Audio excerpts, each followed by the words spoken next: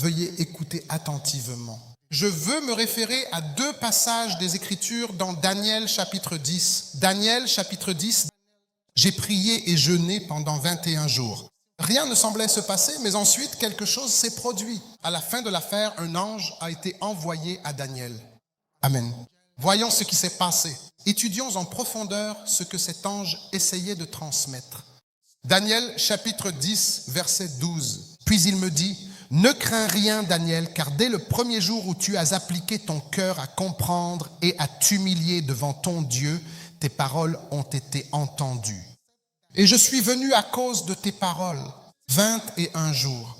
Il est resté là à prier et jeûner pendant tout ce temps. Saint Jacques a dit que dès ton premier jour de prière, tes vœux ont été exaucés. Les réponses ont été envoyées. » Verset 13. Écoutez attentivement.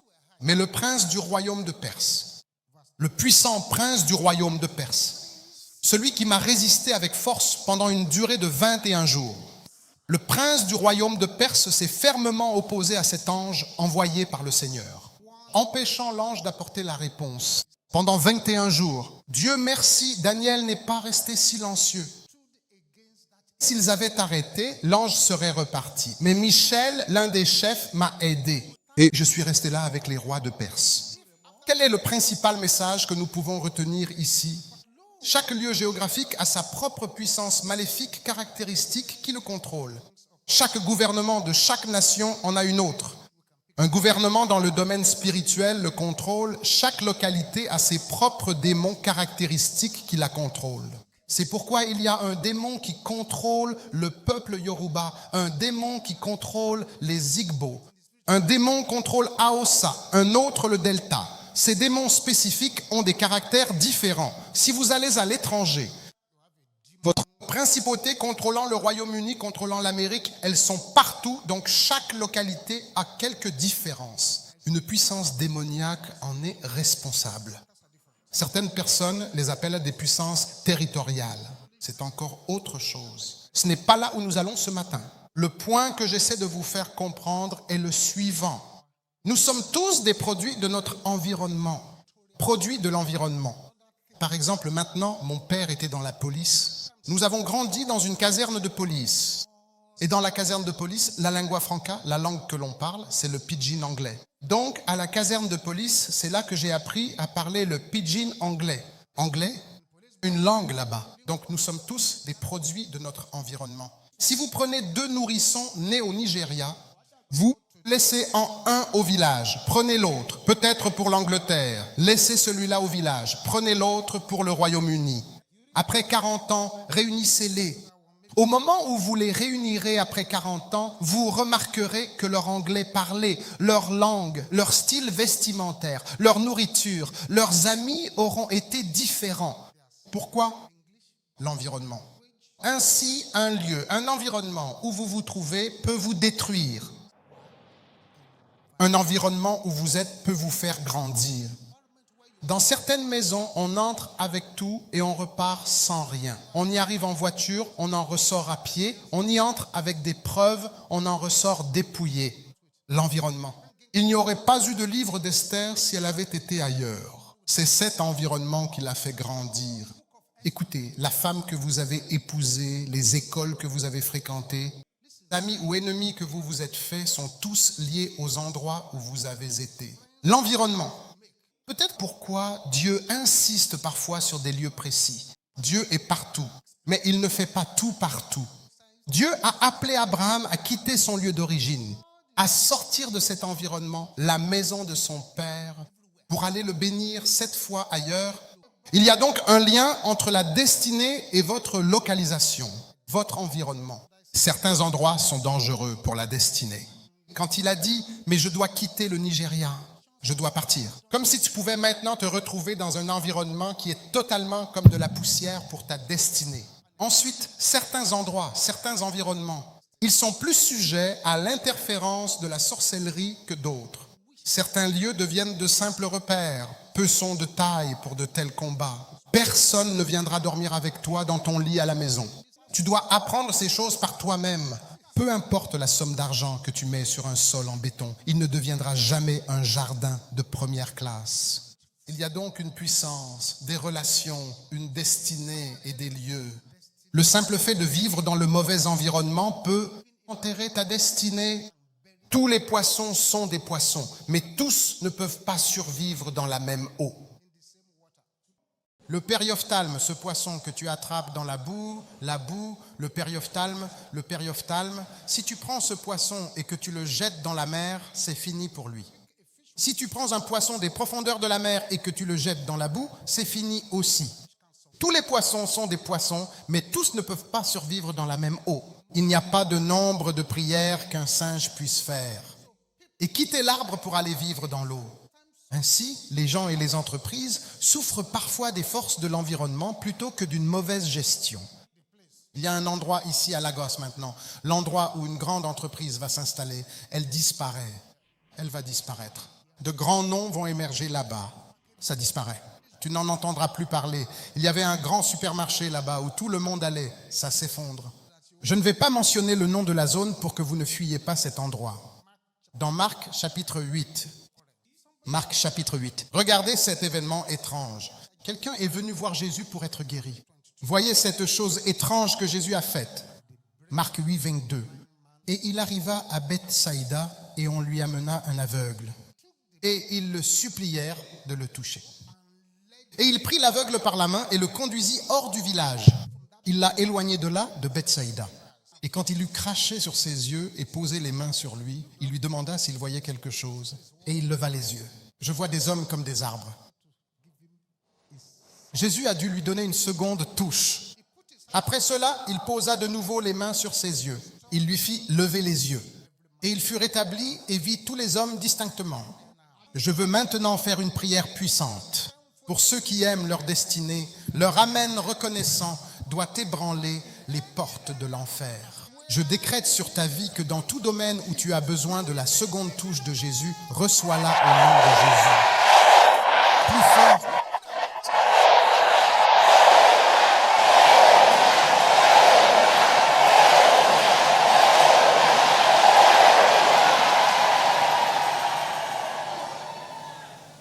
Jésus l'a touché une seconde fois et il vit clairement. Pour que le roi des rois doive toucher une personne 2 fois, cela montre à quel point ses ennemis et ses combats étaient profonds, têtus et puissants. Verset 26. Et il le renvoya dans sa maison en disant, n'entre pas dans la ville, ne le dis même à personne dans la ville. Étrange. Tu ne trouves pas? Étrange. Tu as été guéri maintenant, n'entre pas dans cette ville. Ne le dis à personne à ce moment-là. Je prie pour quelqu'un ici. Toute sorcellerie de village qui t'a suivi partout où tu es, avec un amen 7 fois plus fort, enterre-les au nom de Jésus.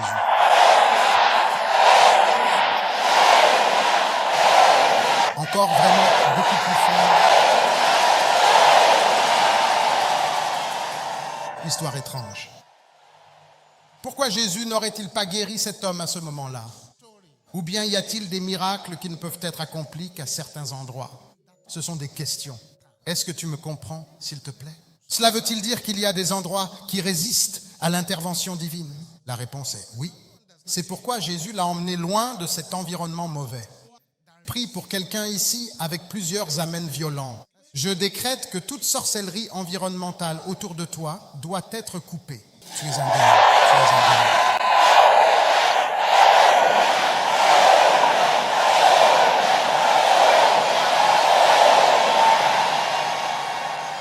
Y a-t-il des endroits qui s'opposent à la manifestation de la puissance de Dieu? Qui la conteste? Jésus a dit à l'homme d'aller chez lui et l'a banni de la ville. Pourquoi? Cela signifie que certains environnements avalent les témoignages. C'était quelque part dans le quartier, ici, il y a des années. C'était ce bloc de 8 ou 6 appartements, parce que c'était proche de l'université de Lagos. Un frère, également enseignant, cette église. D'autres enseignants ont aussi pris des appartements là-bas. C'est ce frère qui vient à MFM, qui a appelé tous les autres enseignants et a dit « Je pense qu'il y a quelque chose qui ne va pas avec cette maison. » Alors, nous avons tous amené nos voitures. Les voitures sont tombées en panne une à une. Depuis qu'ils sont entrés dans cet endroit, seul le propriétaire célèbre, il organise des cérémonies de nomination. Des choses dont on peut se réjouir.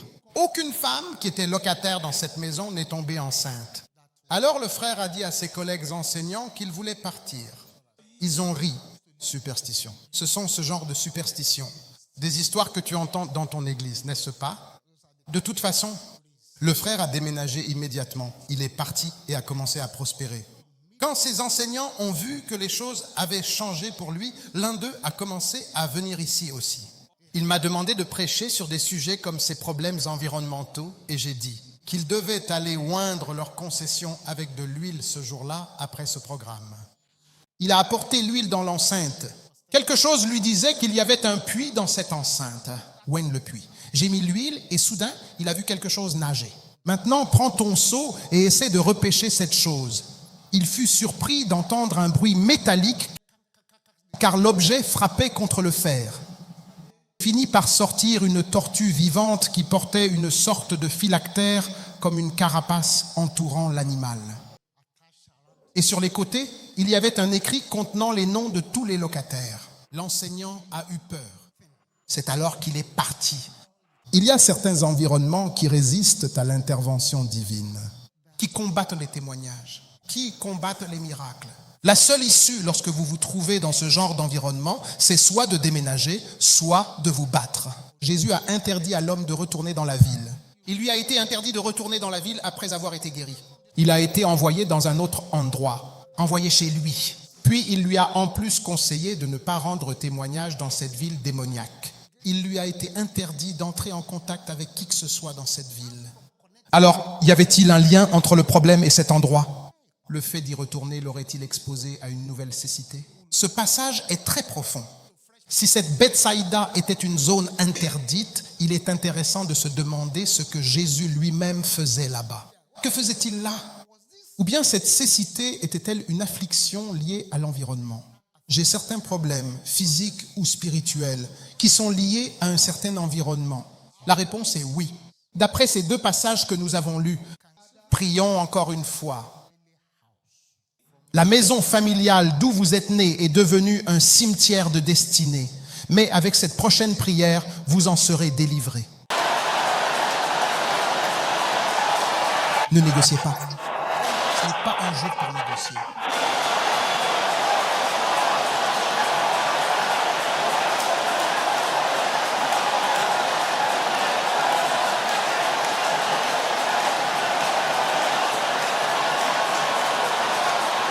Au nom de Jésus, nous prions. Silence. Tous les yeux fermés. Le Saint-Esprit m'a demandé de prier pour certaines personnes. Juste cette prière. Et toi, écoute-moi bien, toi là-bas, reçois maintenant la délivrance.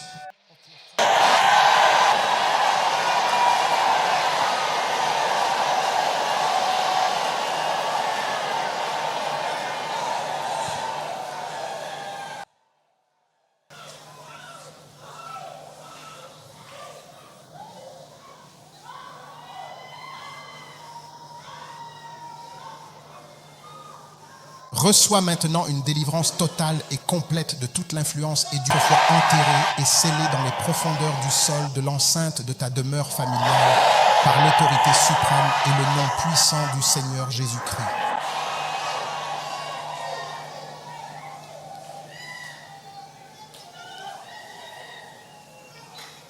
Il y a donc quelque chose dans l'école de la délivrance qu'on appelle assainissement environnemental spirituel. L'assainissement environnemental spirituel signifie le nettoyage et le maintien de la pureté de votre environnement spirituel. Cela signifie enlever les impuretés spirituelles de votre environnement par la prière et le jeûne. Puisque la plupart des gens ne peuvent pas construire leur propre maison, maintenant vous vivez dans une maison, vous n'êtes même pas sûr de ce qui a été enterré dans les fondations de la maison. Il est important que vous appreniez à le faire. Environnement spirituel, assainissement mental. C'est nettoyer votre environnement des influences négatives spirituelles. Et je veux que vous compreniez cela très bien. Un jour, ma femme et moi étions à Londres. Nous devions entrer dans une maison, peut-être le numéro 70 ou 71. Nous attendions quelqu'un pour nous rejoindre. Nous n'étions pas encore à la porte de l'endroit où nous devions entrer. Nous étions à la porte, nous étions devant une autre maison. Une vieille femme blanche a traversé la route pour venir de notre côté. Elle a dit, chérie, bonjour. J'ai répondu, bonjour madame. Elle a dit, j'espère que vous n'essayez pas d'acheter cette maison. J'ai répondu, non. Elle a dit, parce que les 3 derniers propriétaires sont morts d'une crise cardiaque. La vieille femme du quartier savait que quiconque achète cet endroit, c'est comme s'il avait acheté une crise cardiaque. C'est pourquoi la délivrance environnementale est très importante. Vous voulez vendre vos marchandises au marché. Vous voulez faire du profit dans votre entreprise. Vous devez apprendre cela. Souvent, ce n'est pas de la mauvaise gestion ou l'économie. L'environnement affecte notre entreprise. Si vous devez installer un stand au marché, vous devez tracer le sang de Jésus autour de vous et de ce que vous vendez. Parce que dans ce marché, dans la plupart des marchés, il y a des alliances. En fait, pour être tout à fait honnête, si vous entrez dans un marché et que Dieu ouvre vos yeux, vous n'achèterez rien. Vous allez probablement vous enfuir. Certaines personnes sont là à vendre du gari, des tomates, du piment. À vos yeux, elles semblent normales, mais pour les esprits, elles sont à l'envers. Une partie de ce qu'ils vendent n'est pas ce que vous voyez réellement. De l'huile, peut-être du sang, toutes sortes de choses dans le marché. Et vous dites, ah, donc notre marché local est comme ça, je vais plutôt aller au supermarché. Celui-là, c'est même pire parce qu'au supermarché, ils ont amené des choses d'Afrique du Sud. Du Ghana, quelque chose du Canada, du Royaume-Uni. Il y a des esprits qui les accompagnent pour venir. Ce n'est donc pas en vain que la Bible dit de prier sur votre nourriture avant de la manger. Bénissez toujours votre nourriture avant de la consommer. Il existe donc quelque chose qu'on appelle la délivrance environnementale. C'est biblique, c'est spirituel. La Bible précise que les esprits territoriaux existent. L'environnement peut être souillé spirituellement. L'environnement peut être sous le siège de l'ennemi à moins d'être délivré. Une terre peut être souillée par le péché et les pratiques mauvaises. Une terre peut être souillée par cela.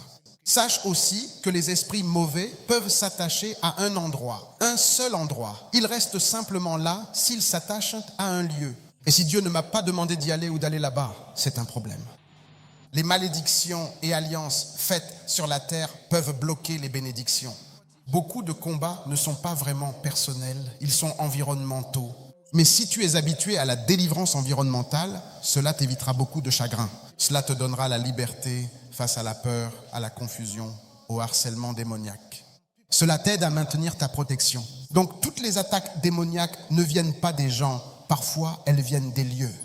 Et puis encore, Dieu peut bénir ou maudire un environnement. Si tu es dans un environnement que Dieu a maudit, c'est vraiment un problème grave.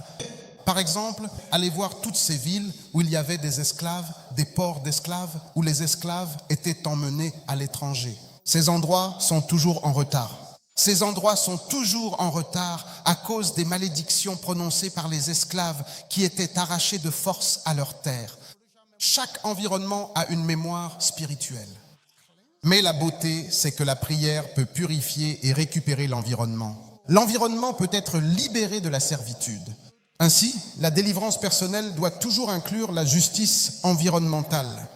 Partout où il y a des idoles, de l'idolâtrie, cela apporte une aura démoniaque dans un lieu. Donc, toi et moi sommes censés être des agents de délivrance environnementale. Lorsque nous faisons la délivrance environnementale, cela conduit à des bénédictions environnementales.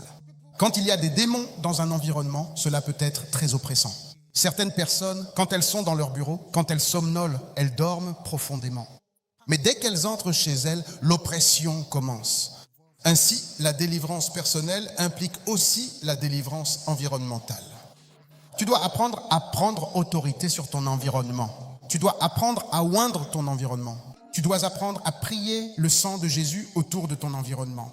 Tu dois tracer un cercle autour de ton lieu de naissance. On continue la prochaine fois. Baissez la tête. Gardez tous les yeux fermés. Alors que vous faites cette première prière, de nombreux miracles étranges sont sur le point de se produire. Si vous sentez une masse comme une pierre dans votre ventre, venez vite à l'autel et posez vos mains sur votre estomac durant cette prière. Ce n'est pas une affaire à négocier. Ne prenez pas ça à la légère, battez le fer tant qu'il est chaud. L'aveugle Bartimée, il a crié sa prière. La prière, c'est une prière qui se crie. Mes sœurs, êtes-vous là ce matin? Mes sœurs, pouvez-vous ouvrir la bouche et crier de toutes vos forces et dire « Tout joug qui cache ma beauté ». Est-ce que j'entends les sœurs crier maintenant? Frères, est-ce que votre voix peut gronder comme le tonnerre? Frères, votre voix n'est pas forte.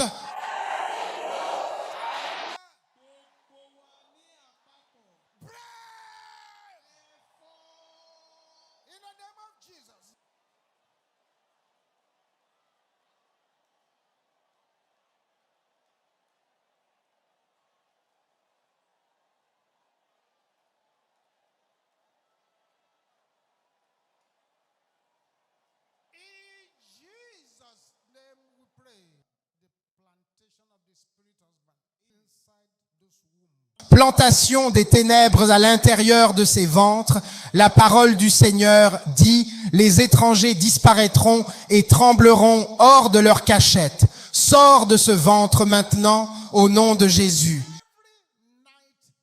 Dis, tout combat nocturne mené contre moi, quelqu'un doit se fâcher. Est-ce que je peux t'entendre crier encore, encore? N'essaie pas de le garder pour toi. Que tout obstacle se disperse maintenant au nom puissant de Jésus-Christ.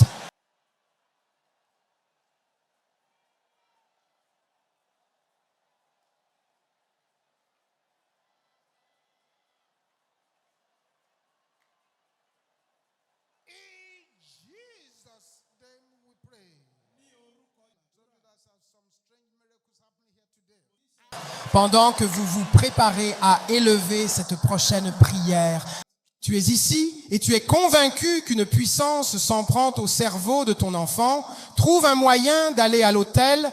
Tiens-toi à la brèche pour eux et prie. Puissance assignée à réduire ma gloire au silence, au nom de Jésus.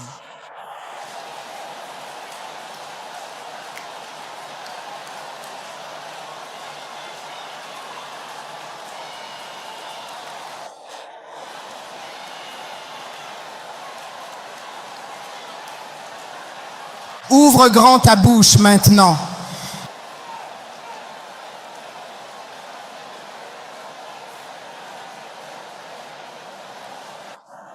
Au nom de Jésus, nous prions. Beaucoup de choses se passent en même temps. Cette personne là-bas, les flèches de paralysie tirées dans tes jambes et tes mains sont maintenant retournées à l'expéditeur.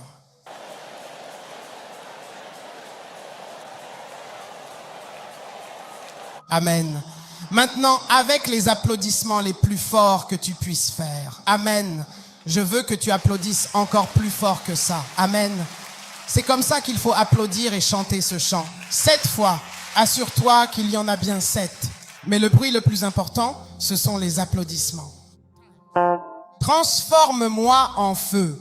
Transforme-moi en feu. Transforme-moi en feu. Ô Seigneur, au nom de Jésus. Transforme-moi en feu, transforme-moi en feu, ô Seigneur, au nom de Jésus.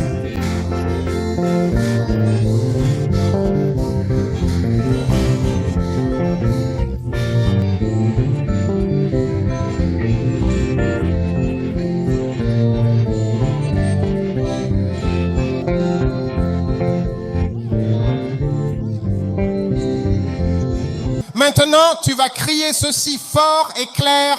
Dieu d'Élie, mets-moi dans ton enveloppe de feu. Quand tu es à l'intérieur de l'enveloppe de feu, l'ennemi ne peut pas s'approcher de toi. Sœur, êtes-vous là? Où est le Seigneur Dieu d'Élie? Mets-moi dans ton enveloppe de feu. Frère, crie son nom. Tout le monde ensemble, au nom de Jésus.